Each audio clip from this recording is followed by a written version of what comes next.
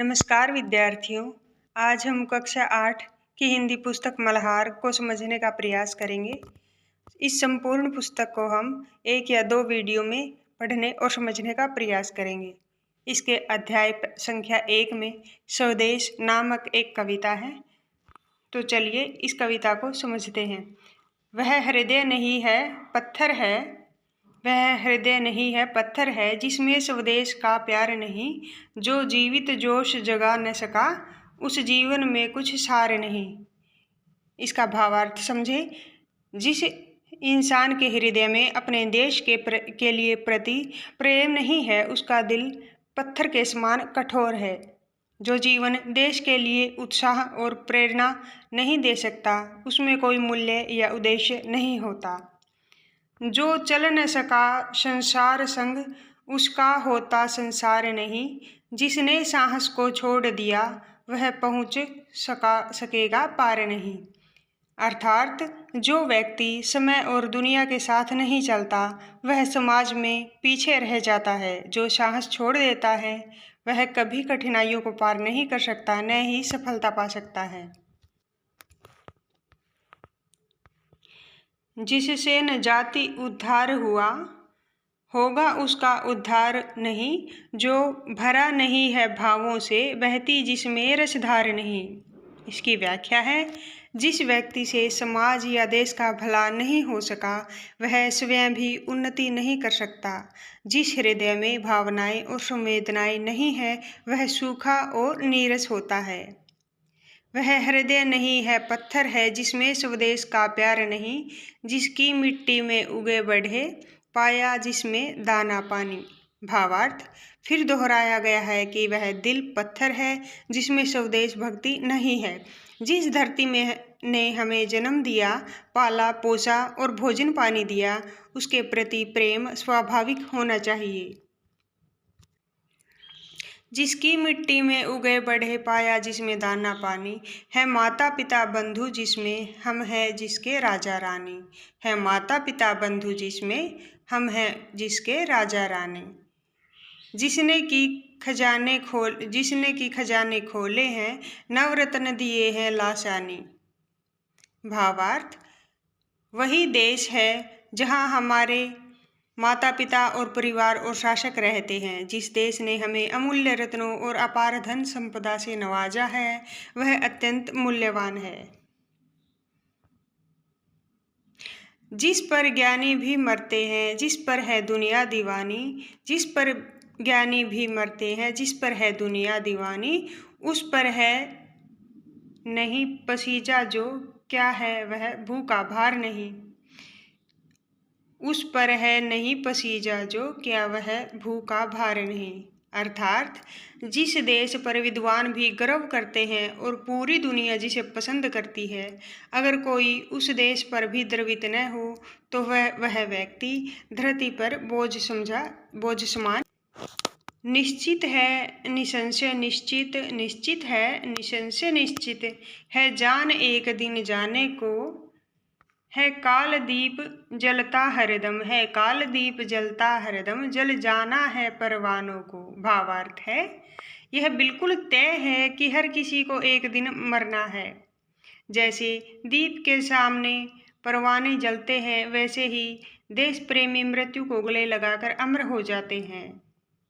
सब कुछ है अपने हाथों में, क्या तोप नहीं तलवार नहीं। वह हृदय नहीं है पत्थर है, जिसमें स्वदेश का प्यार नहीं। गया प्रसाद शुक्ल स्नेही। अर्थात इस पंक्ति का भावार्थ है कि सब कुछ अपने हाथों में, क्या तोप नहीं तलवार नहीं। हमारे पास हर प्रकार की शक्ति है, साहस है, शस्त्र है, तो फिर डरने की क्या बात है। जो फिर भी देश से प्रेम न करे, उसका हृदय पत्थर के समान कठोर और निष्ठुर है। आइए अब कवि से परिचय करते हैं। स्वदेश कविता के रचयिता गया प्रसाद शुक्ल स्नेही हिंदी के उन कवियों में से हैं जिन्होंने ब्रज भाषा में कविता लिखना प्रारंभ कर खड़ी बोली के श्रेष्ठ कवियों में अपना स्थान बनाया। उनका जन्म उत्तर प्रदेश के उन्नाव जनपद में हुआ। उन्होंने स्वयं कहा, सरकारी नौकरी के कारण स्नेही के अतिरिक्त मुझे दूसरा उपनाम त्रिशूल रखना पड़ा। राष्ट्र प्रेम की कविताओं के साथ साथ उन्होंने किसान, मजदूर, सामाजिक कुरीतियों आदि विषयों पर प्रभावकारी कविताएं लिखी हैं। त्रिशूल, तरंग, राष्ट्रीय मंत्र, कृषक क्रदन इनकी उल्लेखनीय रचनाओं में से हैं। संख्या 2 गोरैया। घर में हम 3 ही व्यक्ति रहते हैं, माँ, पिताजी और मैं। पर पिताजी कहते हैं यह घर सराय बना हुआ है, हम तो जैसे यहाँ मेहमान हैं, घर के मालिक तो कोई दूसरे ही हैं। आंगन में आम का पेड़ है, तरह तरह के पक्षी उस पर डेरा डाले रहते हैं। जो भी पक्षी पहाड़ियों घाटियों पर से उड़ता हुआ दिल्ली पहुँचता है, पिताजी कहते हैं वह सीधा हमारे घर पहुँच जाता है, जैसे हमारे घर का पता लिखवा कर लाया हो। यहाँ कभी तोते पहुँच जाते हैं तो कभी कौवे और कभी तरह तरह की गोरैया। वह शोर मचता है कि कानों के पर्दे फट जाएं, पर लोग कहते हैं कि पक्षी गा रहे हैं। घर के अंदर भी यही हाल है। बीसियों तो चूहे भसते हैं, रात भर एक कमरे से दूसरे कमरे में भागते रहते हैं। वह धमा चौकड़ी मचती है कि हम लोग ठीक तरह से सो भी नहीं पाते। बर्तन गिरते हैं, डिब्बे खुलते हैं, प्याले टूटते हैं। एक चूहा अंगीठी के पीछे बैठना पसंद करता है, शायद बूढ़ा है, उसे सर्दी बहुत लगती है। एक दूसरा है कि बाथरूम की टंकी पर चढ़कर बैठना पसंद है, उसे शायद गर्मी बहुत लग रही है। बिल्ली हमारे घर में रहती तो नहीं, मगर घर उसे भी पसंद है और वह भी कभी कभी झांक जाती है। मन आया तो अंदर आकर दूध पी गई, न मन आया तो बाहर से ही फिर आऊंगी कहकर चली जाती है। शाम पड़ते ही 2-3 चमगादड़ कमरों के आर पार पर फैलाए कसरत करने लगते हैं। घर में कबूतर भी हैं, दिन भर गुटरगू का संगीत सुनाई देता रहता है। इतने पर ही बस नहीं, घर में छिपकलियां भी हैं और बर्रे भी हैं, और चींटियां की तो जैसे फौज ही छावनी डाले हुए है। अब एक दिन 2 गोरैया सीधी अंदर घुस आई और बिना पूछे उड़ उड़ कर मकान देखने लगी। पिताजी कहने लगे कि मकान का निरीक्षण कर रही हैं कि उनके रहने योग्य है या नहीं। कभी वे किसी रोशनदान पर जा बैठती तो कभी खिड़की पर, फिर जैसे आई थी वैसे ही उड़ भी गई।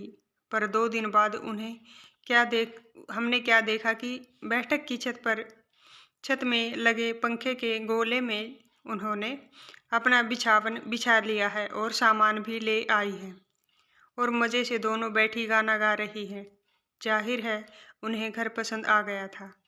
माँ और पिताजी दोनों सोफे पर बैठे उनकी ओर देखे जा रहे थे। थोड़ी देर बाद माँ सिर हिलाकर बोली, अब तो ये यही नहीं उड़ेंगी, पहले इन्हें उड़ा देते तो उड़ जाती, अब तो इन्होंने यहाँ घोंसला बना लिया है। इस पर पिताजी को गुस्सा आ गया। वह उठ खड़े हुए और बोले, देखता हूँ ये कैसे यहाँ रहती हैं। गोरैया मेरे आगे क्या चीज़ है, मैं अभी निकाल बाहर करता हूँ। छोड़ो जी, चूहों को तो निकाल नहीं पाए, अब चिड़ियों को निकालेंगे, माँ ने व्यंग्य से कहा। माँ कोई बात व्यंग्य में कहे तो पिताजी उबल पड़ते हैं। वह समझते हैं कि माँ उनका मजाक उड़ा रही है। वह फौरन उठ खड़े हुए और पंखे के नीचे जाकर जोर से ताली बजाकर और मुंह से शशु कहा, बाहें झुलाई, फिर खड़े खड़े कूदने लगे। कभी बाहें झुलाते, कभी शशु करते। गोरैयों ने घोंसले में से सिर निकालकर नीचे की ओर झांक कर देखा और दोनों एक साथ चींची करने लगी और माँ खिलखिलाकर हंसने लगी। पिताजी को गुस्सा आ गया, इसमें हंसने की क्या बात है। माँ को ऐसे मौक़ों पर हमेशा मजाक सूझता है। हंसकर बोली, चिड़ियाँ एक दूसरे से पूछ रही हैं कि यह आदमी कौन है और नाच क्यों रहा है। तब पिताजी को और भी ज़्यादा गुस्सा आ गया और वह पहले से भी ज़्यादा ऊंचा कूदने लगे। गोरैया घोंसले में से निकलकर दूसरे पंखे के डाने पर जा बैठी। उन्हें पिताजी का नाचना जैसे बहुत पसंद आ रहा था। माँ फिर हंसने लगी, ये निकलेंगी नहीं जी, अब इन्होंने अंडे दे दिए होंगे, निकलेंगी कैसे नहीं, पिताजी बोले और बाहर से लाठी उठा लाए। इसी बीच गोरैया फिर घोंसले में जाकर बैठी थी। उन्होंने लाठी ऊंची उठाकर पंखे के गोले को टकोरा। ची ची करती गोरैया उड़कर पर्दे के डंडे पर जा बैठी। इतनी तकलीफ करने की क्या जरूरत थी, पंखा चला देते तो ये उड़ जाती, माँ ने हंसकर कहा।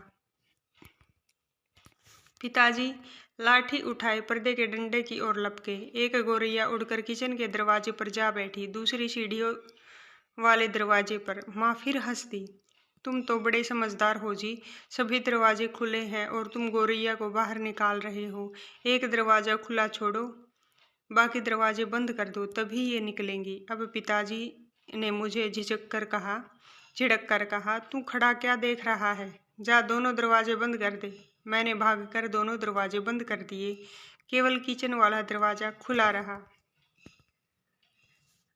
पिताजी ने फिर लाठी उठाई और गौरैया पर हमला बोल दिया। एक बार तो झूलती लाठी माँ के सिर पर लगते लगते बची। चींची करती चिड़िया कभी एक जगह तो कभी दूसरी जगह जा बैठती। आखिर दोनों किचन की ओर खुलने वाले दरवाजों में से बाहर निकल गई। माँ तालियां बजाने लगी। पिताजी ने लाठी दीवार के साथ टिका कर रख दी और छाती फैलाई कुर्सी पर आ बैठे। आज दरवाजे बंद रखो, उन्होंने हुक्म दिया। एक दिन अंदर नहीं घुस पाएंगी तो घर छोड़ देंगी। तभी पंखे के ऊपर से चींची की आवाज़ सुनाई पड़ी और माँ खिलखिलाकर हंस दी। मैंने सिर उठाकर ऊपर की ओर देखा। दोनों गौरैया फिर से अपने घोंसले में मौजूद थी। दरवाजे के नीचे से आ गई हैं, माँ बोली। मैंने दरवाजे के नीचे देखा। सचमुच दरवाजे के नीचे थोड़ी थोड़ी जगह खाली थी। पिताजी को फिर गुस्सा आ गया। माँ मदद तो करती नहीं थी, बैठी हंसे जा रही थी। अब तो पिताजी गौरैया पर पिल पड़े। उन्होंने दरवाजे के नीचे कपड़े ठूस दिए ताकि कहीं कोई छेद बचा नहीं रह जाए, और फिर लाठी झुलाते हुए उन पर टूट पड़े। चिड़िया चींची करती फिर बाहर निकल गई, पर थोड़ी ही देर बाद वे फिर कमरे में मौजूद थी। अब की बार वे रोशनदान में से आई थी और जिसका एक शीशा टूटा हुआ था। देखो जी, चिड़ियों को मत निकालो, माँ ने अब की बार गंभीरता से कहा। अब तो इन्होंने अंडे भी दे दिए होंगे, अब ये यहाँ से नहीं जाएंगी। क्या मतलब, मैं कालीन बर्बाद करवा लूँ? पिताजी बोले और कुर्सी पर चढ़कर रोशनदान में कपड़ा ठूस दिया और फिर लाठी झुलाकर एक बार फिर चिड़ियों को खदेड़ दिया। दोनों पिछले आंगन की दीवार पर जा बैठी। इतने में रात पड़ गई। हम खाना खाकर ऊपर जाकर सो गए। जाने से पहले मैंने आंगन में झांक कर देखा, चिड़िया वहाँ पर नहीं थी। मैंने समझ लिया कि उन्हें अक्ल आ गई होगी, अपनी हार मानकर किसी दूसरी जगह चली गई होंगी। दूसरे दिन इतवार था। जब हम लोग नीचे उतर कर आए तो वे फिर से मौजूद थी और मज़े से बैठी मल्हार गा रही थी। पिताजी ने फिर लाठी उठा ली। उस दिन उन्हें गौरैयों को बाहर निकालने में बहुत देर नहीं लगी। अब तो रोज़ यही कुछ होने लगा। दिन में तो वे बाहर निकल जाती थी, पर रात के वक्त जब हम सो रहे होते तब वे न जाने किस रास्ते में से वे अंदर घुस आते। पिताजी परेशान हो उठे। आखिर कोई कहाँ तक लाठी झुला सकता है? पिताजी बार बार कहे, मैं हार मानने वाला आदमी नहीं हूँ, पर आखिर वह भी तंग आ गए थे। आखिर जब उनकी सहनशीलता चूक गई तो वह कहने लगे कि वह गौरैयों का घोंसला नोचकर निकाल देंगे, और वह फौरन ही बाहर से एक स्टूल उठा लाए। घोंसला तोड़ना कठिन काम नहीं था। उन्होंने पंखे के नीचे फर्श पर स्टूल रखा और लाठी लेकर स्टूल पर चढ़ गए। किसी को सचमुच बाहर निकालना हो तो उसका घर तोड़ देना चाहिए, उन्होंने गुस्से से कहा। घोंसले में से अनेक तिनके बाहर की ओर लटक रहे थे। गौरैयों ने सजावट के लिए मानो झालर टांग रखी हो। पिताजी ने लाठी का सिरा सूखी घास के तिनकों पर जमाया और दाईं ओर खींचा। दो तिनके घोंसलों में से अलग हो गए और फरफराते हुए नीचे उतरने लगे। चलो, 2 तिनके तो निकल आए, माँ हंसकर बोली। अब बाकी 2000 भी निकल जाएंगे। तभी मैंने बाहर आंगन की ओर देखा और मुझे दोनों गौरैया नजर आई। दोनों चुपचाप दीवार पर बैठी थी। इस बीच दोनों कुछ दुबला गई थी, कुछ काली पड़ गई थी। अब वे चहक भी नहीं रही थी। अब पिताजी लाठी का सिरा घास के तिनकों के ऊपर रखकर वही रखे रखे घुमाने लगे। इससे घोंसले के लंबे लंबे तिनके लाठी के सिरे के साथ लिपटने लगे। वे लिपटते गए और घोंसला लाठी के इर्द गिर्द खींचता चला आने लगा। फिर वह खींच कर लाठी के सिरे के इर्द गिर्द लपेटा जाने लगा।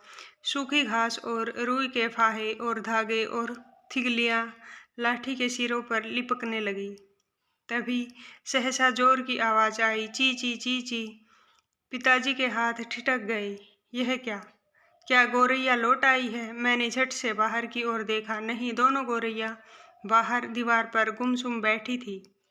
ची ची ची ची फिर आवाज आई। मैंने ऊपर देखा। पंखे के गोले के ऊपर से नन्ही नन्ही गौरैया सिर निकाल कर नीचे की ओर देख रही हैं और ची ची किए जा रही हैं। अभी भी पिताजी के हाथ में लाठी थी और उस पर लिपटा घोंसले का बहुत सा हिस्सा था। नन्ही नन्ही दो गौरैया, वे अभी भी झांके जा रही थी और चींची करके मानो अपना परिचय दे रही थी। हम आ गई हैं, हमारे माँ बाप कहाँ हैं? मैं अवाक उनकी ओर देखता रहा। फिर मैंने देखा पिताजी स्टूल पर से नीचे उतर आए हैं और घोंसले के तिनकों में से लाठी निकालकर उन्होंने लाठी को एक ओर रख दिया है और चुपचाप कुर्सी पर आकर बैठ गए हैं। इस बीच माँ कुर्सी पर से उठी और सभी दरवाजे खोल दिए। नन्ही चिड़िया अभी भी हाँफ कर चिल्लाए जा रही हैं और अपने माँ बाप को बुला रही थी। उनके माँ बाप झट से उड़कर अंदर आ गए और ची ची करते उनसे जा मिले और उनकी नन्ही नन्ही चोंचों में चुग्गा डालने लगे। माँ, पिताजी और मैं उनकी ओर देखते रह गए। कमरे में फिर से शोर होने लगा था। अब की बार पिताजी उनकी ओर देख कर केवल मुस्कुराते रहे। भीष्म साहनी। लेखक से परिचय। भीष्म साहनी हिंदी साहित्य के बहुमुखी प्रतिभा के लेखक थे। उन्होंने अपनी कहानियों में देश विभाजन और मानवीय मूल्यों की मार्मिक अभिव्यक्ति की है। उनके प्रसिद्ध उपन्यास तमस पर उन्हें साहित्य अकादमी पुरस्कार दिया गया था। साहित्य में उनके योगदान के लिए उन्हें भारत सरकार ने पद्म भूषण से अलंकृत किया था। बच्चों के लिए उन्होंने गुलेल का खेल आदि कई कहानियां लिखी हैं। अध्याय संख्या 3। एक आशीर्वाद। जा तेरे स्वप्न बड़े हों, भावना की गोद से उतरकर जल्दी पृथ्वी पर चलना सीखें। जा तेरे स्वप्न बड़े हों, भावना की गोद से उतरकर जल्दी पृथ्वी पर चलना सीखें।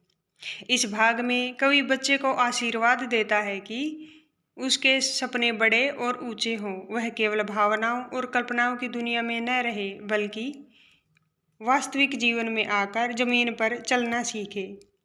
इसका मतलब है कि केवल सपने देखना ही पर्याप्त नहीं, उन्हें धरातल पर उतारने और साकार करने की क्षमता विकसित करना जरूरी है। चांद तारों सी अप्राप्य सच्चाइयों के लिए रूठना मचलना सीखे।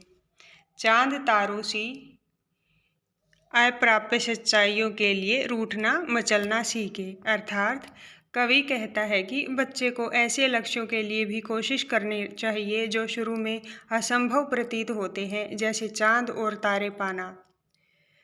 वह कठिन और ऊंचे लक्ष्यों को पाने के लिए जिद करना और दृढ़ रहना सीखे। यहाँ रूठना मचलना का अर्थ है अपने उद्देश्य के लिए अडिग और जुझारू बने रहना। हंसे, मुस्कुराए, गाए। कवि चाहता है कि जीवन की यात्रा में बच्चा हमेशा प्रसन्नचित्त रहे, चाहे परिस्थिति कैसी भी हो। वह मुस्कान और खुशी बनाए रखे और जीवन का आनंद लेना सीखे। यह जीवन में सकारात्मक सोच बनाए रखने का प्रतीक है। हर दिए की रोशनी देखकर ललचाए, हर दिए की रोशनी देखकर ललचाए, उंगली जलाए। कवि कहता है कि बच्चे के भीतर प्रकाश, ज्ञान और सफलता की ओर आकर्षण हो। हर दिए की रोशनी देखकर ललचाना का अर्थ है हर अवसर को पाने की इच्छा रखना। उंगली जलाना का मतलब है उस लक्ष्य को पाने के लिए कठिनाइयों और कष्टों का सामना करने के लिए तैयार रहना। अपने पाँव पर खड़े हो जा तेरे स्वप्न बड़े हों। अपने पाँव पर खड़े हो जा तेरे स्वप्न बड़े हों। कविता के अंत में कवि फिर से आशीर्वाद देता है कि बच्चा अपने पैरों पर खड़ा हो, यानी स्वावलंबी और आत्मनिर्भर बने।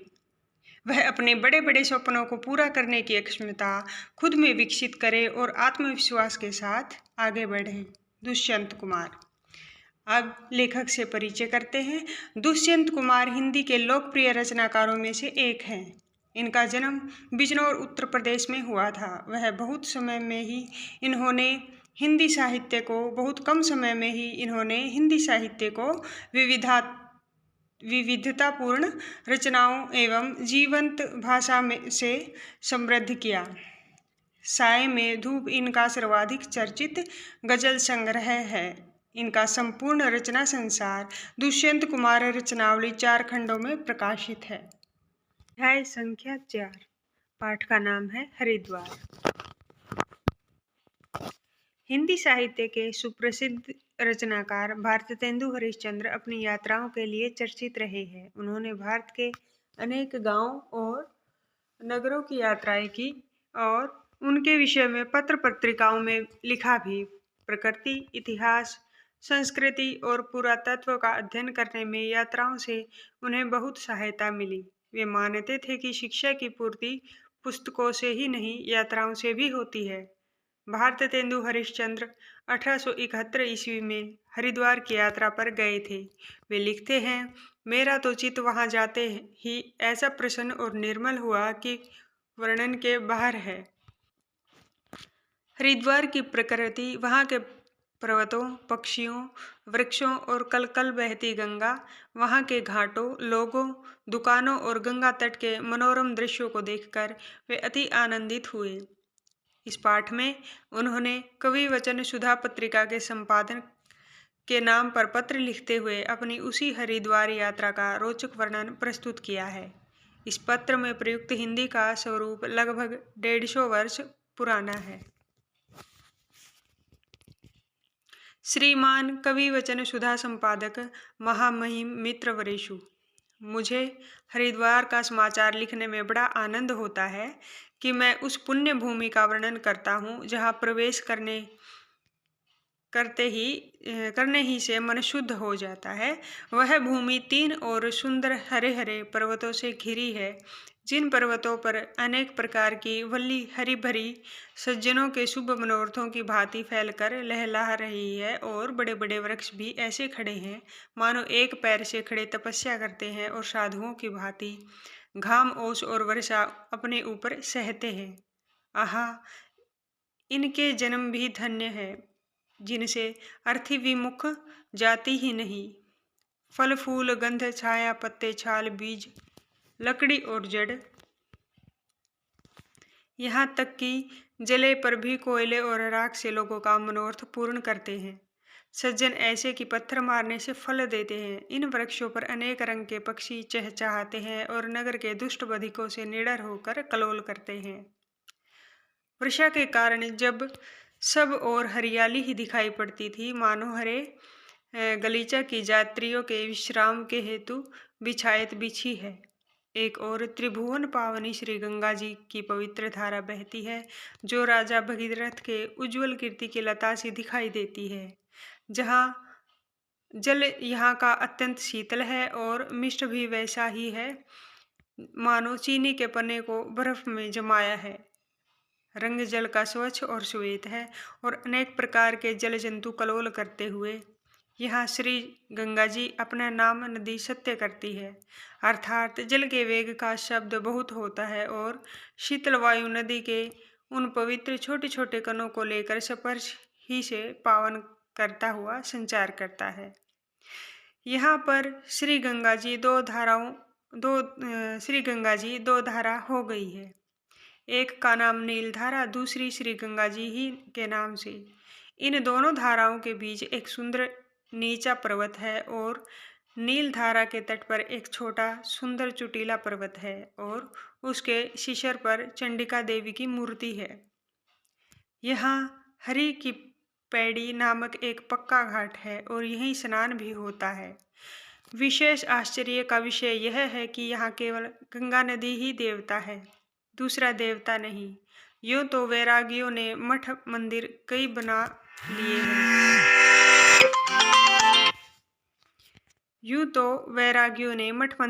बना लिए हैं। श्री गंगा जी का घाट भी बहुत छोटा पर वेग बड़ा है। तट पर राजाओं की श्रमशाला यात्रियों के उतरने के हेतु बनी है और दुकानें भी बनी हैं, पर रात को बंद रहती हैं। यह ऐसा निर्मल तीर्थ है कि इच्छा क्रोध की खानी जो मनुष्य है सो वहां रहते ही नहीं। पंडे दुकानदार इत्यादि कनखल व ज्वालापुर से आते हैं। पंडे भी यहाँ बड़े विलक्षण संतोषी हैं, एक पैसे को लाख करके मान लेते हैं। इस क्षेत्र में 5 तीर्थ मुख्य हैं: हरिद्वार, कुशावर्त, नीलधारा, विल्लव पर्वत और कनखल। हरिद्वार तो हरि की पैड़ी पर नहाते हैं। कुशावर्त भी उसी के नाम से है, उसी के पास है। नीलधारा वहीं दूसरी धारा। विल्व पर्वत भी पास ही एक सुहाना पर्वत है जिस पर विल्भेश्वर महादेव की मूर्ति है, और कनखल तीर्थ इधर ही है। यह कनखल तीर्थ बड़ा उत्तम है। किसी काल में दक्ष ने यही यज्ञ किया था और यही सती ने शिव जी का अपमान न सहकर अपना शरीर भस्म कर दिया।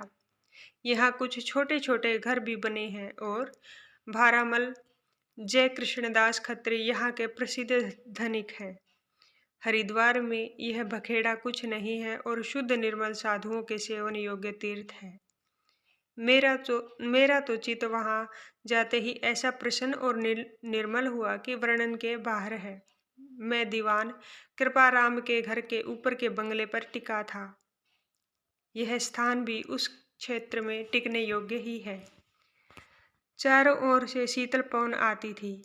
यह रात्रि को ग्रहण हुआ और हम लोगों ने ग्रहण में बड़े आनंद पूर्वक स्नान किया और दिन में श्री भागवत का पारायण भी किया। वैसे ही मेरे संग कल्लू जी मित्र भी परमानंदी थे। निदान इस उत्तम क्षेत्र में जितना समय बीता बड़े आनंद से बीता। एक दिन मैंने श्री गंगा जी के तट पर रसोई करके पत्थर ही पर जल के अत्यंत निकट परोस कर भोजन किया। जल के छल के पास ही ठंडे ठंडे आते थे। उस समय के पत्थर पर का भोजन का सुख सोने की थाली के भोजन से कहीं बढ़ के था। चित्त में बारंबार ज्ञान, वैराग्य और भक्ति का उदय होता था। झगड़े लड़ाई का कहीं नाम भी नहीं था। यहाँ और भी कई वस्तु अच्छी बनती हैं।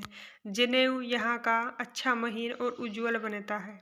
यहाँ की कुशा सबसे विलक्षण होती है, जिसमें से दालचीनी, जावित्री इत्यादि की अच्छी सुगंध आती है।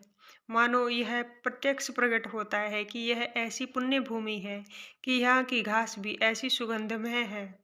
निदान यहाँ तो कुछ है, अपूर्व है, और यह भूमि साक्षात विराग में साधुओं और विरक्तों के सेवन योग्य है। और संपादक महाशय, मैं चित्त से तो अब तक वही निवास करता हूँ और अपने वर्णन द्वारा आपके पाठकों को इस पुण्य भूमि का वृत्तांत विदित करके मौन अवलंबन करता हूँ। निश्चय है कि आप इस पत्र को स्थान दान दीजिएगा। आपका मित्र यात्री भारतेंदु हरिश्चंद्र। आइए अब जानते हैं लेखक के परिचय के बारे में। निज भाषा उन्नति, यह सब उन्नति को मूल का उद्घोष करने वाले भारतेंदु हरिश्चंद्र ने कविता, नाटक, निबंध और यात्रा वृत्तांत आदि अनेक विधाओं में लेखन कार्य किया। इन्होंने कवि वचन सुधा, हरिश्चंद्र मैगजीन, हरिश्चंद्र चंद्रिका और स्त्रियों के लिए बाल बोधनी पत्रिकाएं प्रकाशित की। इनकी रचनाओं में समाज सुधार, राष्ट्र प्रेम, अंग्रेजी शासन का विरोध, स्वाधीनता की भावना के स्वर सुनाई देते हैं। इन्हें आधुनिक हिंदी साहित्य का जनक माना जाता है। सत्य हरिश्चंद्र, भारत दुर्दशा, अंधेर नगरी और सरयू पार की यात्रा इनकी उल्लेखनीय कृतियां हैं। अध्याय संख्या 5, कबीर के दोहे। साँच बराबर तप नहीं, झूठ बराबर पाप। साँच बराबर तप नहीं, झूठ बराबर पाप। जाके हृदय साँच है, ताहे हृदय गुरु आप। इसकी व्याख्या समझे। कबीर कहते हैं कि संसार में सत्य से बड़ा कोई तप नहीं है और झूठ से बड़ा कोई पाप नहीं है। अगर किसी मनुष्य के हृदय में सच्चाई है तो वही उसके लिए सबसे बड़ा गुरु है। यहाँ कबीर ने जीवन में सत्य बोलने और आचरण में सत्यता अपनाने पर जोर दिया है। तपस्या का अर्थ केवल कठोर साधना या कठिन व्रत उपवास करना नहीं है, बल्कि सच्चाई से जीना ही सबसे बड़ी साधना है। झूठ बोलने से मनुष्य के भीतर अंधकार और पाप का भाव बढ़ता है। बड़ा हुआ तो क्या हुआ, जैसे पेड़ खजूर। बड़ा हुआ तो क्या हुआ, जैसे पेड़ खजूर। पंथी को छाया नहीं, फल लागे अति दूर। पंथी को छाया नहीं, फल लागे अति दूर। इसकी व्याख्या समझे। कबीर इस दोहे में अहंकार और केवल ऊंचे पद या धन दौलत के प्रदर्शन की निरर्थकता समझाते हैं। खजूर का पेड़ चाहे कितना भी ऊंचा हो, परंतु न तो राहगीरों को उसकी छाया मिलती है और न ही उसके फल आसानी से उपलब्ध होते हैं।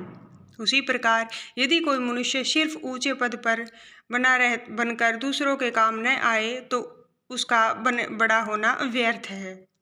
असली महानता उसी की है जो दूसरों के जीवन में सुख, सहारा और सहयोग दे। इस दोहे से शिक्षा मिलती है कि सच्ची महानता सेवा और विनम्रता में है, केवल ऊंचाई या पद प्राप्त करने में नहीं है। गुरु गोविंद दोऊ खड़े, काके लागो पाँव। गुरु गोविंद दोऊ खड़े, काके लागो पाँव। बलिहारी गुरु आपने, गोविंद दियो बताए। बलिहारू गुरु आपने, गोविंद दियो बताए। अर्थात इन पंक्तियों की व्याख्या है। इस दोहे में कबीर ने गुरु की महिमा का वर्णन किया है। कबीर कहते हैं, अगर सामने गुरु और ईश्वर दोनों खड़े हों तो पहले किसके चरण छुएं? वे कहते हैं कि मैं तो गुरु को ही प्रणाम करूंगा, क्योंकि गुरु ने ही मुझे ईश्वर गोविंद तक पहुंचने का मार्ग बताया है। गुरु ही वह मार्गदर्शक है जिनकी कृपा से मनुष्य ईश्वर को जान पाता है और जीवन का सच्चा मार्ग मिलता है। इससे शिक्षा मिलती है कि गुरु का स्थान ईश्वर से भी ऊंचा है, क्योंकि गुरु के बिना ईश्वर की प्राप्ति असंभव है।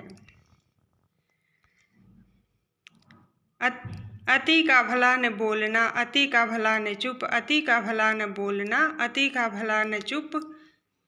अति का भला न बरसना, अति की भली न धूप। अति का भला न बरसना, अति की भली न धूप। अर्थात कबीर इस दोहे में संयम और मध्य मार्ग की शिक्षा देते हैं। वे कहते हैं कि अधिक बोलना ही ठीक नहीं है और अधिक चुप रहना भी उचित नहीं है। अधिक वर्षा होने से खेती नष्ट हो जाती है और अधिक धूप से भी फसल और जीवन पर संकट आ जाता है। इसी प्रकार किसी भी चीज़ की अत्यधिकता हानिकारक होती है। जीवन में हमेशा संतुलन बनाए रखना चाहिए। इससे शिक्षा मिलती है कि संयमित जीवन ही श्रेष्ठ जीवन है। हर काम सीमा में और संतुलित ढंग से करना चाहिए। ऐसी बानी बोलिए मन का आपा खोए। ऐसी बानी बोलिए मन का आपा खोए।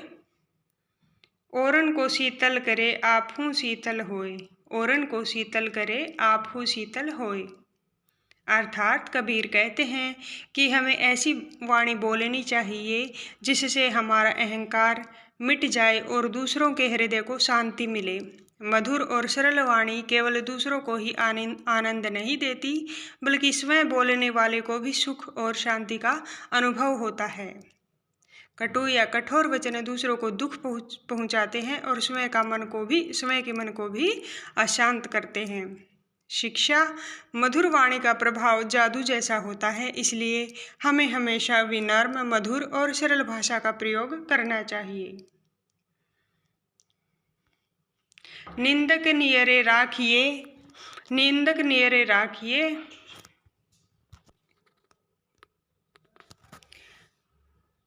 निंदक नियरे राखिए, आंगन कुटी छवाए। निंदक नियरे राखिए आंगन कुटी छवाए, बिन पानी साबुन बिना निर्मल करे सुभाए। बिन पानी बिन साबुन बिना निर्मल करे सुभाए। अर्थात कबीर इस दोहे में निंदा करने वाले आलोचक का महत्व बताते हैं।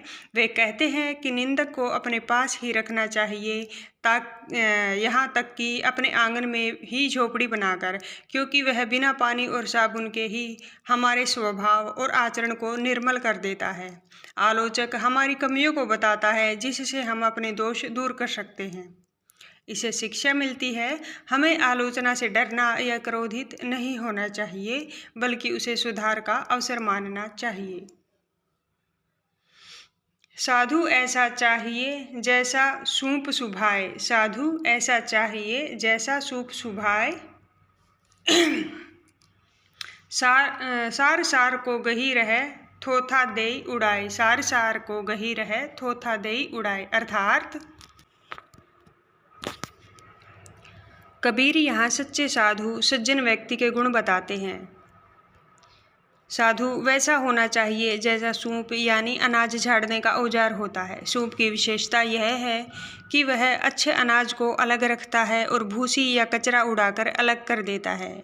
उसी प्रकार साधु को भी जीवन में सत्य, ज्ञान और अच्छाई को अपनाना चाहिए और असत्य, अज्ञान व बुराई को छोड़ देना चाहिए। इसकी शिक्षा है, विवेकशील व्यक्ति वही है जो सार को ग्रहण करे और निरर्थक बातों को त्याग दे। कबीरा मन पंछी भया भावे तहवा जाए, कबीरा मन पंछी भया बह ताहे जाए। जो जैसी संगति करे सो तैसा फल पाए, जो जैसी संगति करे सो तैसा फल पाए। अर्थात इसकी व्याख्या समझे। कबीर कहते हैं कि मन एक पक्षी के समान है जो जहाँ चाहे उड़कर चला जाता है। मनुष्य का मन चंचल होता है, वह अलग अलग इच्छाओं और संगतियों की ओर भागता है। यदि मनुष्य अच्छी संगत करेगा तो उसे अच्छे फल मिलेंगे और यदि बुरी संगत करेगा तो बुरे फल भुगतने पड़ेंगे। इससे शिक्षा हमें यह मिलती है, हमें अपने मन को नियंत्रित कर सत्संग में रहना चाहिए, और क्योंकि सत्संग का सीधा असर जीवन के फल पर पड़ता है। कवि से परिचय। एक ऐसे संत जो करघे पर कपड़ा और मन में कविता बुनते बुनते इतने प्रसिद्ध हो गए कि उनकी कविताएं आज भी लोग भजनों की तरह सुनते हैं और पाठ्य पुस्तकों में पढ़ाते हैं। माना जाता है कि कबीर का जन्म 14वीं शताब्दी में काशी में हुआ था। उनकी रचनाएं मुख्यतः कबीर ग्रंथावली में संग्रहित हैं। आज भी उनकी रचनाएं हमें जीवन की सच्चाई को समझने और अच्छा मनुष्य बनने की प्रेरणा देती हैं। अध्याय संख्या 6, एक टोकरी भर मिट्टी। यह एक कहानी है। किसी श्रीमान जमींदार के महल के पास एक गरीब अनाथ वृद्धा की झोपड़ी थी। जमींदार साहब को अपने महल का अहाता उस झोपड़ी पर बढ़ाने की इच्छा हुई। वृद्धा से बहुतेरा कहा कि अपनी झोपड़ी हटा ले, पर वह तो कई जमाने से वहीं बसी थी। उसका प्रिय पति और इकलौता पुत्र भी उसी झोपड़ी में मर गया था। पतोहू भी एक 5 वर्ष की कन्या को छोड़कर चल बसी थी। अब यही उसकी पोती इस वृद्धावस्था में एकमात्र आधार थी। जब उसे अपनी पूर्व स्थिति की याद आती तो मारे दुख के फूट फूट कर रोने लगती थी, और जब से उसने अपने श्रीमान पड़ोसी की इच्छा का हाल सुना तब से वह मृतप्राय हो गई थी। उस झोपड़ी में उसका ऐसा कुछ मन लग गया था कि बिना मरे वहाँ से वह निकलना ही नहीं चाहती थी। श्रीमान के सब प्रयत्न निष्फल हुए। तब वे अपनी जमींदारी चाल चलने लगे। बाल की खाल निकालने वाले वकीलों की थैली गरम कर उन्होंने अदालत से उस झोपड़ी पर कब्जा कर लिया और वृद्धा को वहां से निकाल दिया। बेचारी अनाथ तो थी ही, पास पड़ोस में ही कहीं जाकर रहने लगी। एक दिन श्रीमान उस झोपड़ी के आसपास टहल रहे थे और लोगों को काम बतला रहे थे कि इतने में वह वृद्धा हाथ में एक टोकरी लेकर वहां पहुंची। श्रीमान ने उसको देखते ही अपने नौकरों से कहा कि उसे यहाँ से हटा दो, पर वह गिड़गिड़ाकर बोली, महाराज अब तो झोपड़ी तुम्हारी ही हो गई है, मैं उसे लेने नहीं आई हूँ महाराज, क्षमा करें तो एक विनती है। जमींदार साहब के सिर हिलाने पर उसने कहा, जब से वह झोपड़ी छोटी है तब से मेरी पोती ने खाना पीना छोड़ दिया है। मैंने बहुत समझाया, बहुत कुछ समझाया, पर वह एक नहीं मानती। यही कहा करती है कि अपने घर चल, वही रोटी खाऊंगी। अब मैंने यह सोचा कि इस झोपड़ी में से एक टोकरी भर मिट्टी लेकर उसी का चूल्हा बनाकर रोटी पकाऊंगी। इससे भरोसा है कि वह रोटी खाने लगेगी। महाराज कृपा करके आज्ञा दीजिए तो इस टोकरी में मिट्टी ले जाऊं। श्रीमान ने आज्ञा दे दी। वृद्धा झोपड़ी के भीतर गई। वहां जाते ही उसे पुरानी बातों का स्मरण हुआ और उसकी आंखों से आंसू की धारा बहने लगी। अपने आंतरिक दुख को किसी तरह संभालकर उसने अपनी टोकरी मिट्टी से भर ली और हाथ से उठाकर बाहर ले आई।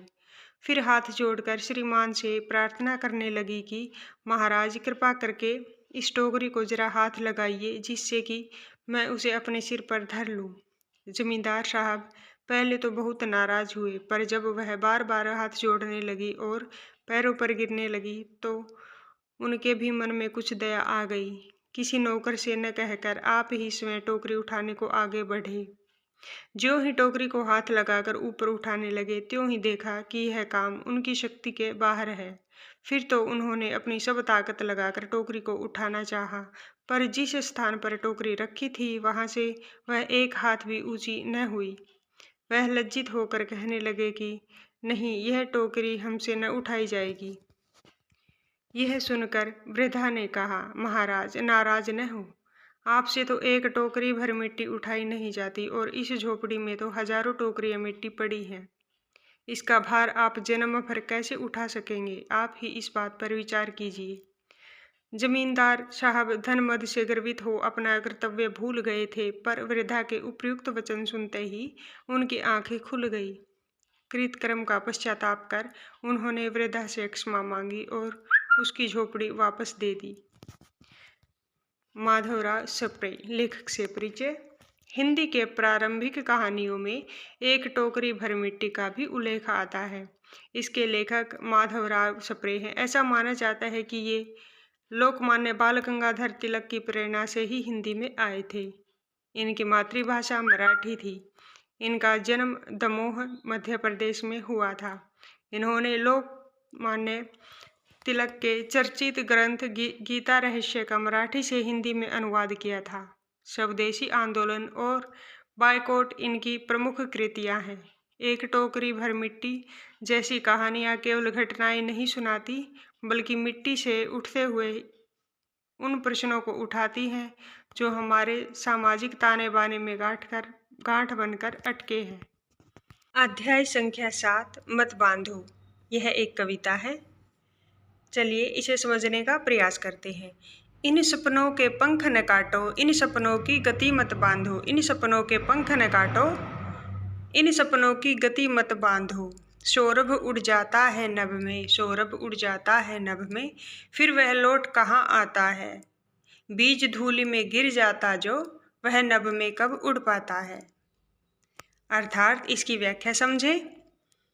सपनों की उड़ान को कभी भी रोकना नहीं चाहिए। जैसे सुगंध एक बार आकाश में उड़ जाती है तो वापस नहीं आती, वैसे ही अगर किसी के सपनों को रोक दिया जाए तो वे फिर कभी साकार नहीं हो पाते। अगर बीज धूल में गिर जाए तो वह कभी पौधा बनकर आकाश छूने का सपना पूरा नहीं कर सकता। इसलिए कवियत्री सभी से आग्रह करती है कि सपनों की गति को बाधित न करे और उन्हें स्वतंत्र रूप से उड़ने दे। अग्नि सदा धरती पर जलती, अग्नि सदा धरती पर जलती, धूम गगन में मंडराता है। अग्नि सदा धरती पर चलती, धूम गगन में मंडराता है।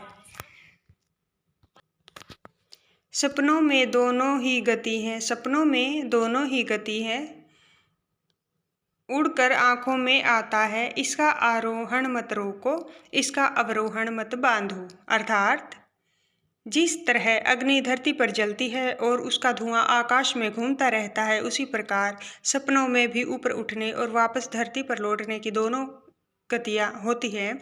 सपने जब जन्म लेते हैं और कल्पना में ऊपर उठते हैं और साकार होकर जीवन में उतर आते हैं, इसलिए सपनों के आगे बढ़कर या उनके साकार होने में कोई रुकावट नहीं डालनी चाहिए। सपनों को स्वतंत्रता मिलनी चाहिए ताकि वे पूरी तरह से खिल सकें। मुक्त गगन में विचरण कर यह तारों में फिर मिल जाएगा। मुक्त गगन में विचरण कर फिर यह तारों में फिर मिल जाएगा।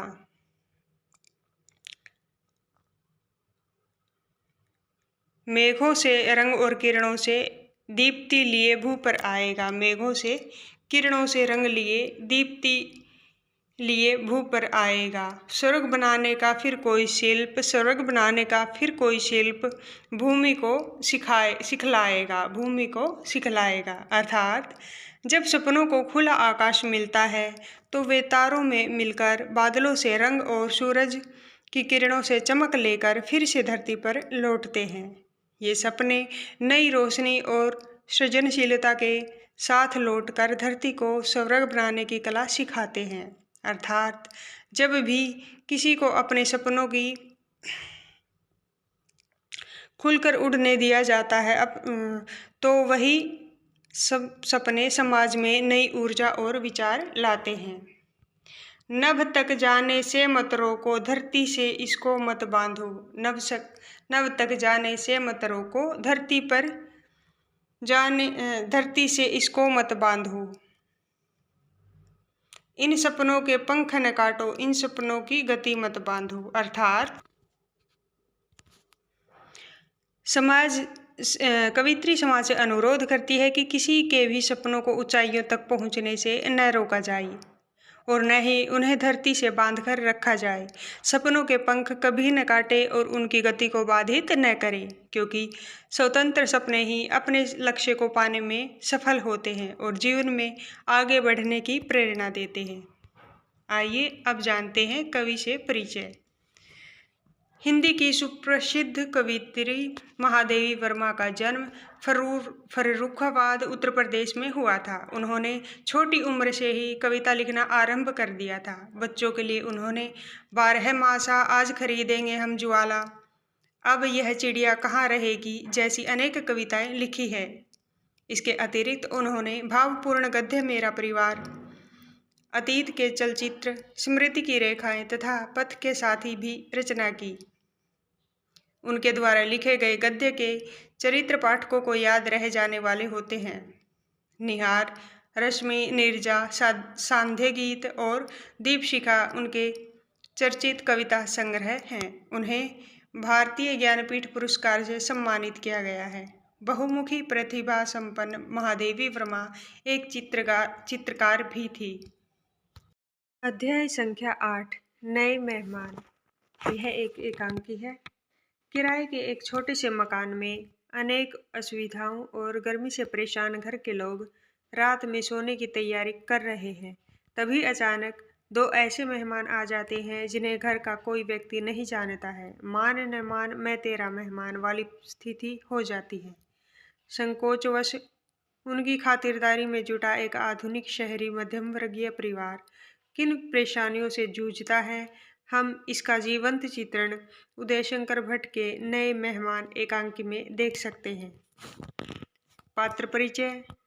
विश्वनाथ गृहपति है, नन्हेमल बाबूलाल ये अतिथि और प्रमोद किरण विश्वनाथ के बच्चे और आगंतुक रेवती का भाई, रेवती विश्वनाथ की पत्नी। स्थान है भारत का कोई बड़ा नगर। गर्मी की ऋतु, रात के 8 बजे का समय। कमरे के पूर्व की ओर 2 दरवाजे, दक्षिण का द्वार बाहर आने जाने के लिए, पश्चिम का द्वार भीतर खुलता है। उत्तर की ओर एक मेज है जिस पर कुछ किताबें और अखबार रखे हैं। पास ही 2 कुर्सियां, पश्चिम द्वार के पास एक पलंग बिछा है। मेज पर रखा हुआ पुराना पंखा चल रहा है जिससे बहुत कम हवा आ रही है। कमरा बेहद गर्म है। मकान एक साधारण गृहस्थ का है। पलंग के ऊपर 4-5 साल का एक बच्चा सो रहा है। पंखे की हवा केवल उस बच्चे को लग रही है, फिर भी वह पसीने से तर है, इसलिए वह कभी-कभी बेचैन हो उठता है, फिर सो जाता है। कुर्ता धोती पहने एक व्यक्ति प्रवेश करता है। पसीने से उसके कपड़े तर हैं। कुर्ता उतारकर वह खूंटी पर टांग देता है और हाथ के पंखे से बच्चे को हवा करता है। उसका नाम विश्वनाथ है। उम्र 45 वर्ष, गठा हुआ शरीर, गेहुआ रंग, मुख पर गंभीरता का चिन्ह। विश्वनाथ: उफ, बड़ी गर्मी है। पंखा जोर जोर से करने लगता है। इन बंद मकानों में रहना कितना भयंकर है। मकान है कि भट्ठी? पश्चिम की ओर से एक स्त्री प्रवेश करती है। रेवती आंचल से मुंह का पसीना पोंछती हुई, पत्ता तक नहीं हिल रहा है, जैसे सांस बंद हो जाएगी। सिर फटा जा रहा है, सिर दबाती है। विश्वनाथ पानी पीते पीते पेट फूला जा रहा है और प्यास की बुझने का नाम नहीं लेती। अभी 4 गिलास पीकर आया हूँ, फिर भी होठ सूखे सूखे रहे हैं। 1 गिलास पानी और पिला दो, ठंडा तो क्या होगा। रेवती: गर्म है। आंगन में घड़े में भी तो पानी ठंडा नहीं होता। हवा लगे तब तो ठंडा हो। जाने कब तक इस जेल खाने में सड़ना होगा। विश्वनाथ: मकान मिलता ही नहीं। आज 2 साल से दिन रात एक करके ढूंढ रहा हूँ। हाँ, पानी तो ले आओ, जरा गला ही तर कर लूँ। रेवती: बर्फ ले आते, पर बर्फ भी कोई कहाँ तक पिए। विश्वनाथ: बर्फ का पानी पीने से क्या फायदा। पानी जैसी की तैसी, बल्कि दुगनी लगती है। ओह, लो पंखा कर लो। बच्चे क्या ऊपर हैं? रेवती: रहने दो, तुम ही करो। छत इतनी छोटी है कि पूरी खाटें भी तो नहीं आती। एक खाट पर 2-2, 3-3 बच्चे सोते हैं, तब भी पूरा नहीं पड़ता। विश्वनाथ: एक यह पड़ोसी है निर्दयी, जो खाली छत पड़ी रहने पर भी बच्चों के लिए एक खाट नहीं बिछाने देंगे।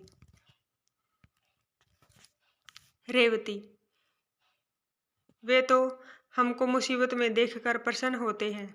उस दिन मैंने कहा तो लाला की औरत बोली, क्या छत तुम्हारे लिए है? नगद 50 देते हैं, तब 4 खाटों की जगह मिली है। न बाबा, यह नहीं हो सकेगा। मैं खाट नहीं बिछाने दूंगी, सब हवा रुक जाएगी।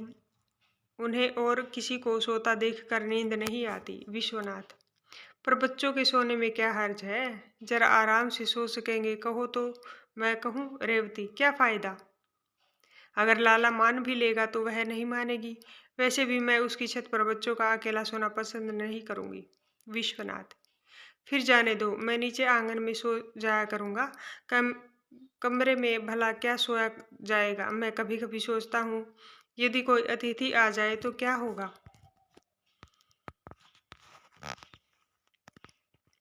रेवती: ईश्वर करे इन दिनों कोई मेहमान न आए। मैं तो वैसे ही गर्मी के मारे मर रही हूँ। पिछले 15 दिन से दर्द के मारे सिर फटा जा रहा है। मैं ही जानती हूँ जैसे रोटी बनाती हूँ। विश्वनाथ: सारे शहर में जैसे आग बरस रही हो। यहाँ की गर्मी से तो ईश्वर बचाए, इसलिए यहाँ गर्मियों में सभी संपन्न लोग पहाड़ों पर चले जाते हैं। रेवती: चले जाते होंगे, गरीबों की तो मौत है। रेवती जाती है, बच्चा गर्मी से घबरा रहा है।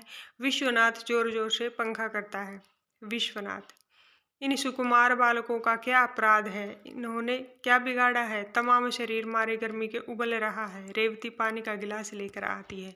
रेवती: बड़े का तो अभी तक बुरा हाल है, अब भी कभी कभी देह गर्म हो जाती है। विश्वनाथ पानी पीकर: उसने क्या कम बीमारी भोगी है? पूरे 3 महीने तो पड़ा रहा। वह तो कहो, मैंने उसे शिमला भेज दिया, नहीं तो न जाने। रेवती: भगवान ने रक्षा की। देखा नहीं, सामने वालों की लड़की को फिर से टाइफाइड हो गया और वह चल बसी। तुम कुछ दिनों की छुट्टियां क्यों नहीं ले लेते? मुझे डर है कहीं कोई बीमार न पड़ जाए। विश्वनाथ: छुट्टी कोई दे तब न। छुट्टी ले भी लूं तो खर्च चाहिए। खैर, तुम आज जाकर ऊपर सो जाओ, मैं आंगन में खाट डालकर पड़ा रहूंगा। बच्चों को ले जाओ, यह गर्मी में भुन रहा है। रेवती: यह नहीं हो सकता, मैं नीचे सो जाऊंगी, तुम ऊपर छत पर जाकर सो जाओ। और ऊपर भी क्या हवा है, चारों तरफ दीवारें तप रही हैं, तुम ही जाओ ऊपर। विश्वनाथ, यही तो तुम्हारी बुरी आदत है, किसी का कहना न मानोगी, बस अपनी ही हाँके जाओगी। 15 दिन से सिर में दर्द हो रहा है, मैं कहता हूँ खुली हवा में सो जाओगी तो तबीयत ठीक हो जाएगी। रेवती, तुम तो व्यर्थ की जिद करते हो, भला यहाँ आंगन में तुम्हें नींद आएगी? बंद कमरा, हवा का नाम नहीं, रात भर नींद न आएगी, सवेरे काम पर जाना है, जाओ, मेरा क्या है, पड़ी रहूंगी। विश्वनाथ, नहीं, यह नहीं हो सकता, आज तो तुम्हें ऊपर सोना पड़ेगा, वैसे भी मुझे कुछ काम करना है। रेवती, ऐसी गर्मी में क्या काम करोगे? तुम्हें भी न जाने क्या धुन सवार हो जाती है, जाओ सो जाओ, मैं आंगन में खाट खाट पर इसे लेकर जैसे तैसे रात काट लूंगी, जाओ।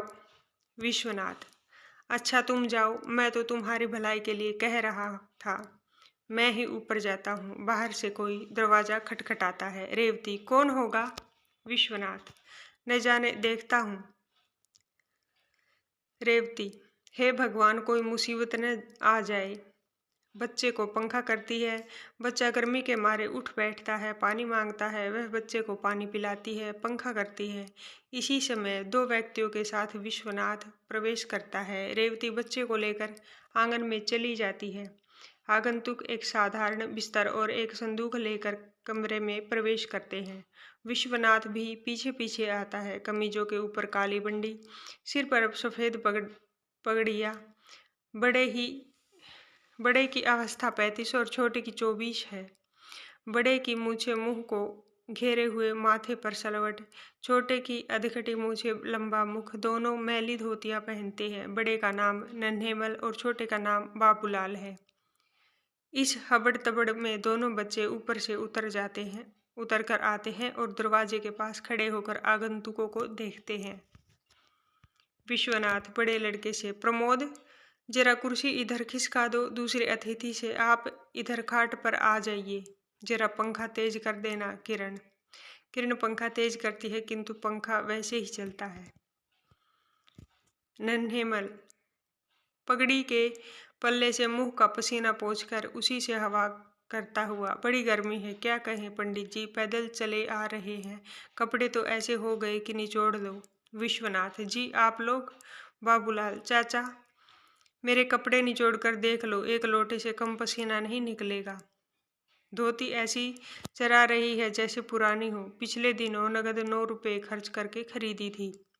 नन्हेमल, मोतीराम की दुकान से ली होगी, बड़ा ठग है, मैंने भी कुर्तों के लिए 6 गज मलमल मोल ली थी, 1.25 रुपया गज दी, जबकि नथामल के यहाँ 9.5 आने तक बिक रही थी। पंडित जी, गला सूखा जा रहा है, स्टेशन पर पानी भी नहीं मिला, मन करता है लेमन की 5-6 बोतलें पी जाऊं। बाबूलाल, मुझे कोई पिला कर देखे, 10 से कम नहीं पीऊँगा। बच्चों की ओर देखकर, क्या नाम है तुम्हारा भाई? प्रमोद। किरण। बाबूलाल, ठंडा ठंडा पानी पिलाओ दोस्त, प्राण सूखे जा रहे हैं। विश्वनाथ, देखो प्रमोद, कहीं से बर्फ मिले तो ले आओ आप लोग। नन्हेमल, अपना लोटा कहाँ रखा है? थैले में ही न। बाबूलाल, बिस्तर में होगा चाचा, निकालूं क्या? और बिस्तर भी पसीने से भीग गया। चाचा, मैं तो पहले नहाऊंगा, फिर जो होगा देखा जाएगा। हाँ, नहीं तो मुझे नहीं मालूम था यहाँ इतनी गर्मी है। नन्हेमल, देखते जाओ। हाँ साहब। विश्वनाथ, क्षमा कीजिएगा, आप कहाँ से पधारे हैं? नन्हेमल, अरे आप नहीं जानते, वह लाला संपतराम है न, गोटे वाले, वह मेरे चचेरे भाई है। क्या बताए साहब, उन बेचारों का कारोबार सब चौपट हो गया, हम लोगों के देखते देखते वह लाखों के आदमी खाक में मिल गए। बाबू, यह लो, मेरी बड़ी संदूक में रख दो। विश्वनाथ, कौन संपतराम? बाबूलाल, अरे वही गोटे वाले, लाओ ने चाचा संदूक खोलकर बड़ी बंडी रखते हुए, माल मसाला तो अंटी में है न? नन्हेमल, नहीं, जेब में, बंडी की जेब में। अब डर की क्या बात है, घर ही तो है। विश्वनाथ, मैं संपतराम को नहीं जानता। नन्हेमल, संपतराम को जानने की क्यों? अब तो आपसे मिले हैं। आपकी तो वह बाबूलाल। हाँ, उन्होंने कई बार मुझसे कहा है, आपकी तो वह बहुत तारीफ करते हैं। पंडित जी, क्या मकान इतना ही बड़ा है? नन्हेमल, देख नहीं रहे? इसके पीछे एक कमरा दिखाई देता है। पंडित जी, इसके पीछे आंगन होगा और ऊपर छत होगी। शहर में तो ऐसे ही मकान होते हैं। किरण विश्वनाथ से माँ पूछती है, खाना? नन्हेमल, क्यों बाबूलाल? पंडित जी, कष्ट तो होगा, पर तुम जानो खाना तो। बाबूलाल, बस एक साग और पूरी। नन्हेमल, वैसे तो मैं पराठे भी खा लेता हूँ। बाबूलाल, अरे खाने की भली चलाई, पेट ही तो भरना है। शहर में आए हैं तो किसी को तकलीफ थोड़े ही देंगे। देखिए पंडित जी, जिसमें आपको आराम हो। हम तो रोटी भी खा लेंगे, कल फिर देखी जाएगी। नन्हेमल, भूख कब तक नहीं लगेगी? सारा दिन तो गया। बाबूलाल, नहाने का प्रबंध तो होगा पंडित जी। प्रमोद बर्फ का पानी लाता है। नन्हेमल, हाँ भैया ला तो जरा, मैं तो 1.5 लोटा पी जाऊंगा। बाबूलाल, उतना ही मैं। दोनों गट गट पानी पीते हैं। किरण विश्वनाथ से धीरे से, फिर खाना? विश्वनाथ इशारे से, ठहर जा जरा। नन्हेमल, पानी पीकर अब जान में जान आई। सचमुच गर्मी में पानी ही तो जान है। बाबूलाल, पानी भी खूब ठंडा है। वाह भैया, खुश रहो। नन्हेमल, कितने सीधे लड़के हैं। बाबूलाल, शहर के हैं न? विश्वनाथ, क्षमा कीजिए, मैंने आपको दोनों। अरे पंडित जी, आप कैसी बातें करते हैं? हम तो आपके पास के हैं। विश्वनाथ, आप कहाँ से आए हैं? नन्हेमल, बिजनौर से। विश्वनाथ आश्चर्य, बिजनौर से? बिजनौर में तो मैं बिजनौर गया हूँ, किंतु। नन्हेमल, मैं जरा नहाना चाहता हूँ। बाबूलाल, मैं भी स्नान करूँगा। विश्वनाथ, पानी तो नल में शायद ही होगा, फिर भी देख लो। प्रमोद, इन्हें नीचे नल पर ले जाओ। बाबूलाल, तब तक खाना भी तैयार हो जाएगा। दोनों बाहर निकल जाते हैं। रेवती का प्रवेश।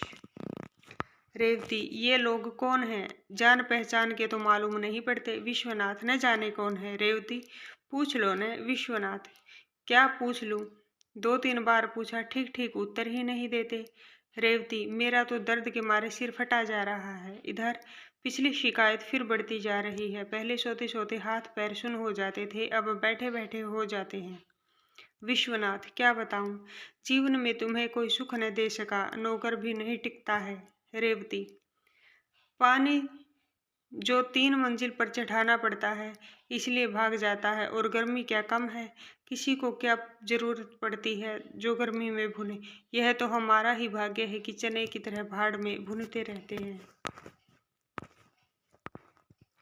विश्वनाथ, क्या किया जाए? रेवती, फिर क्या खाना बनाना ही होगा? पर ये है कौन? विश्वनाथ, खाना तो बनाना ही पड़ेगा, कोई भी हो। अब आए हैं तो खाना जरूर खाएंगे, थोड़ा सा बना लो। रेवती, तुनक कर, खाना तो खिलाना ही होगा। तुम भी खूब हो। भला इस तरह कैसे आदमी चलेगा? कैसे काम चलेगा? दर्द के मारे सिर फटा जा रहा है, फिर खाना बनाना इनके लिए, और इस समय। आखिर ये आए कहाँ से हैं? विश्वनाथ, कहते हैं बिजनौर से आए हैं। रेवती आश्चर्य से, बिजनौर? क्या बिजनौर में तुम्हारी जान पहचान है? अपनी रिश्तेदारी का तो कोई आदमी वहाँ रहता नहीं है। विश्वनाथ, बहुत दिन हुए, एक बार काम से बिजनौर गया था, पर तब से अब तो 20 साल हो गए हैं। रेवती, सोच लो, शायद वहाँ कोई साहित्यिक मित्र हो, उसी ने इन्हें भेजा हो। विश्वनाथ, ध्यान तो नहीं आता, फिर भी कदाचित कोई मुझे जानता हो और उसी ने भेजा हो। किसी संपतराम का नाम बता रहे हैं, मैं जानता भी नहीं। रेवती, बड़ी मुश्किल है, मैं खाना नहीं बनाऊंगी। पहले आत्मा फिर परमात्मा, जब शरीर ही ठीक नहीं रहता तो फिर और क्या करूं? विश्वनाथ, क्या कहेंगे कि रात भर भूखा मारा? बाजार से कुछ मंगा दो न।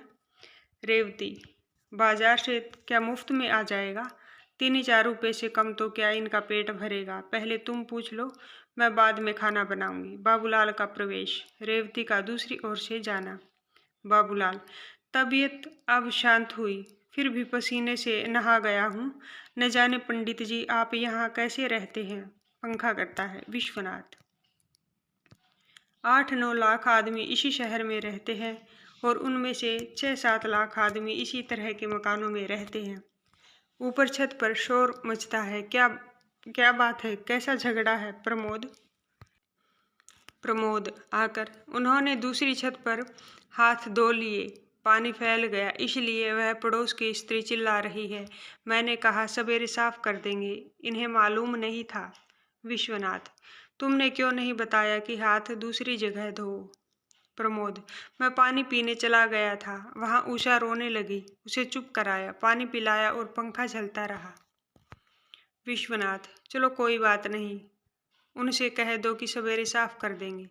नेपथ्य में, अरे बाबू, मेरी धोती दे देना, मैं भी नहा लूं। बाबूलाल, लाया चाचा।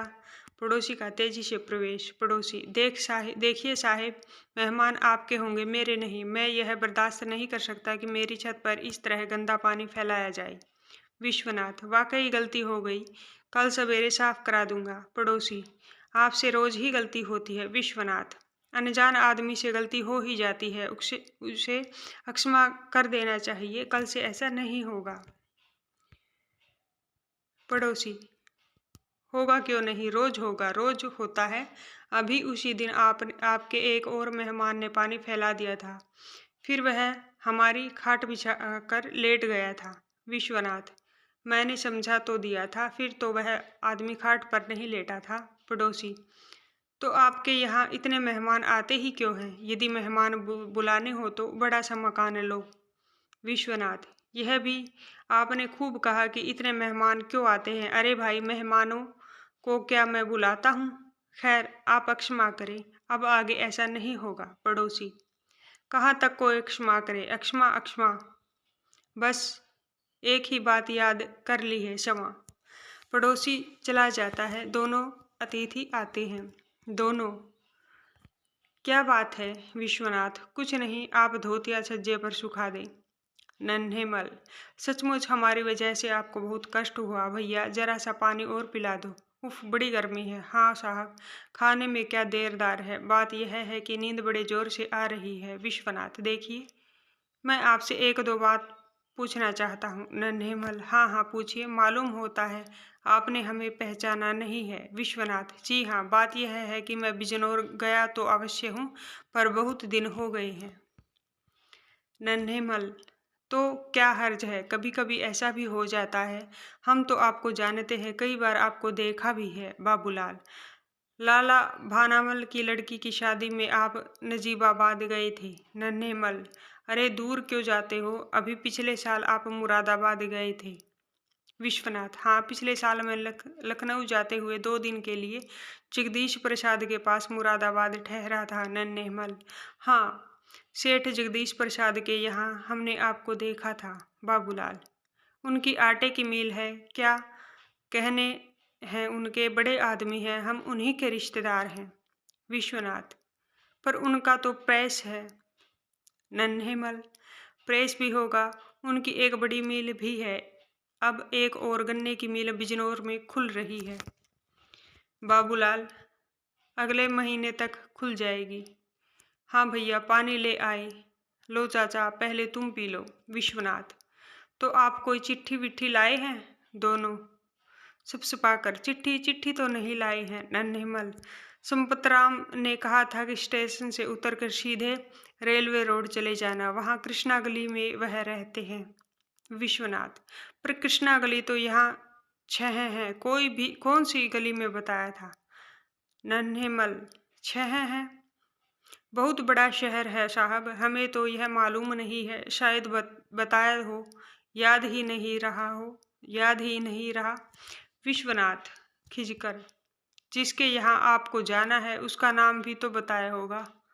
बाबूलाल, क्या नाम था चचा? नन्हेमल, नाम तो याद नहीं आता, जरा ठहरिए, सोच लूं। बाबूलाल, अरे चचा, कविराज या कवि बताया था, मैं उस समय नहीं था, सामान लेकर लेने घर गया था, तुम्ही ने रेल में बताया था। नन्हेमल, हाँ साहब, कविराज बताया था। आप तो बेकार शक में पड़े हैं, हम कोई चोर थोड़े ही हैं। बाबूलाल, चोर छिपे थोड़े ही रहते हैं। पंडित जी क्या बताएं, हमारे घर चलकर देख ले तो पता चलेगा कि हम भी। विश्वनाथ, लेकिन मैं कविराज तो नहीं हूँ। दोनों चिल्लाकर, तो कवि ही बताया होगा साहब। नन्हेमल, हमें याद नहीं आ रहा, हमें तो जो पता दिया था उसी के सहारे आ गई। नीचे आवाज लगाई और आप मिल गए, ऊपर चढ़ आए। पहले हमने सोचा होटल या धर्मशाला में ठहर जाएं, फिर सोचा घर के ही तो हैं, चलो घर ही चले। विश्वनाथ, जिनके यहाँ आपको जाना था वह काम क्या करते हैं? नन्हेमल, काम? क्या काम बताया था बाबू? बाबूलाल, मेरे सामने तो कोई बात ही नहीं हुई, मैं तो सामान लेने चला गया था। आप तो पंडित जी शायद वैद्य हैं। नन्हेमल, हाँ याद आया, बताया था वैद्य हैं। विश्वनाथ, पर मैं तो वैद्य नहीं हूँ। प्रमोद, पिछली गली में एक कविराज वैद्य रहते हैं। विश्वनाथ, हाँ हाँ ठीक। कहीं आप कविराज रामलाल वैद्य के यहाँ तो नहीं आए हैं? दोनों उछलकर, अरे हाँ, वही तो कविराज रामलाल। विश्वनाथ, शायद वह उधर के हैं भी। नन्हेमल, ठीक है साहब, ठीक है, वही हैं। मैं भी सोच रहा था कि आप न संपतराम को जानते हैं न जगदीश प्रसाद को। प्रमोद से, कहाँ है उन कविराज का घर? विश्वनाथ, जाओ इन्हें उनका मकान बता दो, मैं भीतर हो आऊँ। दोनों, चलो जल्दी चलो भैया। अच्छा साहब, राम राम। विश्वनाथ भीतर से ही, राम राम। रेवती, अब जान में जान आई, हाय सिर फटा जा रहा है। नीचे से आवाज आती है नेपथ्य में, भले आदमी न जाने कहाँ मकान लिया है, ढूंढते ढूंढते आधी रात हो गई। रेवती फिर प्रसन्न होकर, अरे अरे भैया हैं, आओ आओ, तुमने तो खबर भी नहीं न दी। आगंतुक। रेवती, दोनों मिलते हैं विश्वनाथ से। पिछले 4 घंटे से बराबर मकान खोज रहा हूँ, क्या मेरा तार नहीं मिला? विश्वनाथ, नहीं तो कब तार दिया था? आगंतुक, कल ही तो झांसी से दिया था, सोचा था कि ठीक समय पर मिल जाएगा। ओह, बड़ी परेशानी हो गई। रेवती, लो कपड़े उतार डालो, पंखा करती हूँ। अरे प्रमोद, जा जल्दी से बर्फ तो ला, मामा जी को ठंडा पानी पिला, और देख नुक्कड़ पर हलवाई की दुकान खुली हो तो।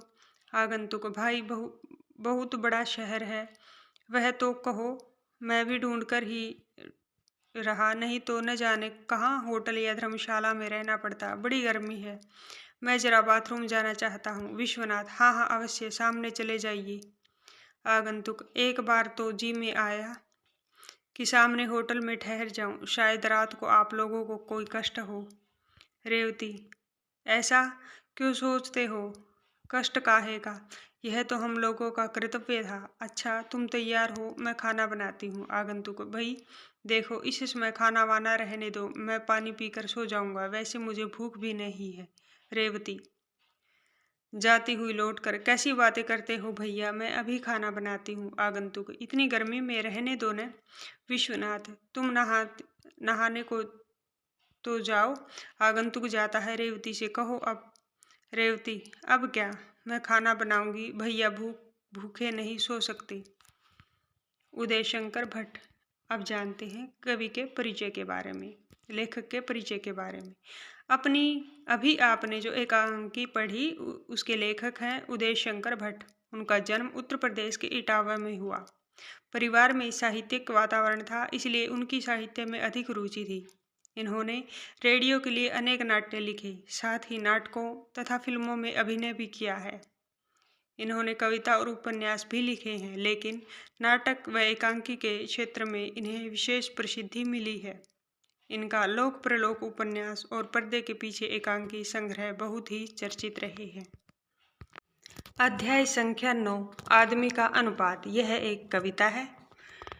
2 व्यक्ति कमरे से छोटे, कमरा है घर में, घर है मोहल्ले में, मोहल्ला नगर में, नगर है प्रदेश में, प्रदेश कई देश में, देश कई पृथ्वी पर। इसकी व्याख्या समझते हैं। 2 व्यक्ति कमरे से छोटे। इन पंक्तियों में एक कवि कहते हैं कि 2 लोग एक कमरे में रहते हैं और वे कमरे से भी छोटे हैं। वह कमरा एक घर का हिस्सा है, वह मोहल्ले में है, मोहल्ला नगर में, नगर प्रदेश में, प्रदेश देश में और कई देश मिलकर पृथ्वी पर स्थित है। इससे पता चलता है इंसान इस विशाल दुनिया का बहुत छोटा हिस्सा है। कवि यह संदेश देते हैं कि भले ही हम छोटे हैं, लेकिन हम सब एक दूसरे से जुड़े हुए हैं। अनगिनत नक्षत्रों में पृथ्वी एक छोटी, अनगिनत नक्षत्रों में पृथ्वी एक छोटी, करोड़ों में एक ही सबको समेटे हैं, करोड़ों में एक ही सबको समेटे हैं। परिधि नवगंगा की, परिधि नवगंगा की लाखों ब्रह्मांडों में अपना एक ब्रह्मांड, हर ब्रह्मांड में कितनी ही पृथ्वियाँ, हर ब्रह्मांड में कितनी ही पृथ्वियाँ। अर्थात इसकी व्याख्या समझें। कवि बताते हैं कि अनगिनत तारों और ग्रहों में हमारी पृथ्वी बहुत छोटी है, जैसे करोड़ों में एक बिंदु। यह पृथ्वी आकाशगंगा का हिस्सा है, जिसमें अनगिनत तारे हैं और इसके अलावा लाखों ब्रह्मांड हैं और हर ब्रह्मांड में कई पृथ्वियाँ, भूमियाँ और सृष्टियाँ हैं। यह अनुपात दिखाता है कि इंसान और उसकी पृथ्वी ब्रह्मांड की विशालता में कितने छोटे हैं। इससे हमें अपनी छोटी जगह को समझना चाहिए। कितनी ही भूमियाँ, कितनी ही सृष्टियाँ, कितनी ही भूमियाँ, कितनी ही सृष्टियाँ। यह है अनुपात आदमी का विराट से, यह है अनुपात आदमी का विराट से। इस पर भी आदमी ईर्ष्या, अहम, स्वार्थ, घृणा, अविश्वासलीन, इस पर भी आदमी ईर्ष्या, अहम, स्वार्थ, घृणा, अविश्वासलीन, संख्यातीत शंख सी दीवारें उठाता है, संख्यातीत शंख सी दीवारें उठाता है, अपने को दूजे का स्वामी बताता है, देशों की कौन कहे, एक कमरे में दो दुनिया रचाता है। गिरिजा कुमार माथुर। इन पंक्तियों की व्याख्या समझें। कवि कहते हैं कि इतने विशाल ब्रह्मांड में छोटा सा होने के बावजूद इंसान के भीतर ईर्ष्या, घमंड, स्वार्थ, नफरत और अविश्वास भरे हुए हैं। हम अपने चारों ओर परत दर परत दीवारें खड़ी करते हैं, मानो वह दूसरों से अलग हो, अलग और बड़े हों। वह खुद को दूसरों का मालिक समझते हैं। देशों के बीच तो टूटी दूरी रखते ही हैं, पर एक छोटे से कमरे में भी अपनी अपनी अलग दुनिया बना लेते हैं। कवि हमें समझाते हैं कि इंसान को घमंड और झगड़े छोड़कर मिलजुल कर रहना चाहिए। कवि से परिचय। गिरिजा कुमार माथुर का जन्म मध्य प्रदेश के अशोक नगर जनपद में हुआ था। उनके पिता देवीचरण माथुर भी कविताएं लिखते थे। गिरिजा कुमार माथुर आकाशवाणी में कई महत्वपूर्ण पदों पर रहे। कविताओं के अतिरिक्त उन्होंने कई नाटक, गीत, कहानी और निबंध भी लिखे। उनकी अनेक कृतियां प्रकाशित हैं, जिनमें मंजीर, नाश और निर्माण, धूप के दान, शीला, पंख चमकीले और मैं वक्त के हूँ सामने प्रमुख हैं। उन्होंने प्रसिद्ध भावांतर गीत होंगे कामयाब की भी रचना की थी। अध्याय संख्या 10, तरुण के स्वप्न।